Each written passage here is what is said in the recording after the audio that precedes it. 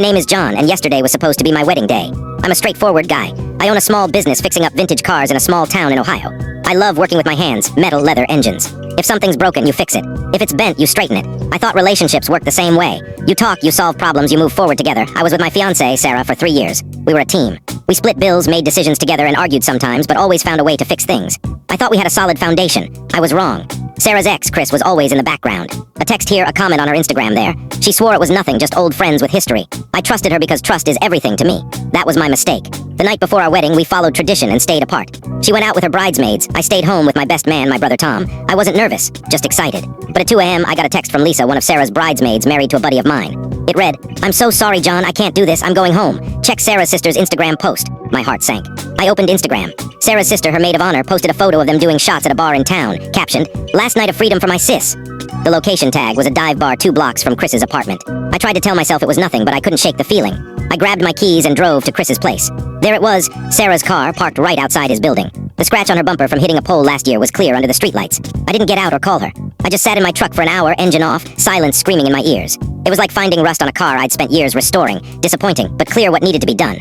I drove home, didn't sleep, and made a plan. The wedding was still on, but it wasn't going to be what Sarah expected. Sarah got home at 7 a.m. humming, acting happy.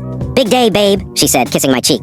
I let her grab her coffee and sit down. Then I set my phone on the kitchen table, opened to a photo I'd taken of her car outside Chris's place. Her smile faded. "What's this?" she asked. "Your car," I said, voice calm.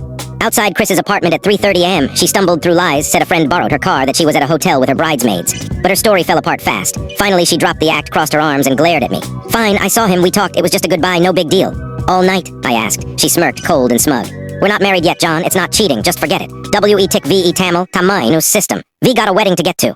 That smirk sealed it. It wasn't just her betrayal, it was her arrogance, her belief I'd just let it go. I stood up. "You're right," I said. "Let's not be late." She thought she'd won, that I'd swallow her disrespect and walk down the aisle. She was wrong.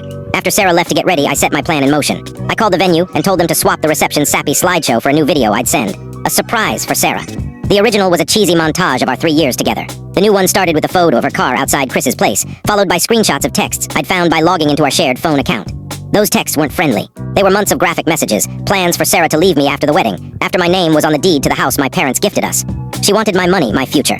I set the text to the same sappy music as the original video. I called my parents next, told them everything. My dad said, "Do what you gotta do, son, we're with you." My mom cried, not for the wedding, but for me. Then I called the bank, froze our joint account, and put a fraud alert on my cards. At the venue, I stood at the altar with Tom by my side. Sarah walked down the aisle, glowing, playing the perfect bride. She squeezed my hand and whispered, "See, it's gonna be perfect." The officiant started talking about love and trust, irony so thick it hurt. When it was time for vows, I raised my hand. Before we do that, For complete story, follow the given link below. Please like and subscribe Meesha's Quest Tales for new stories.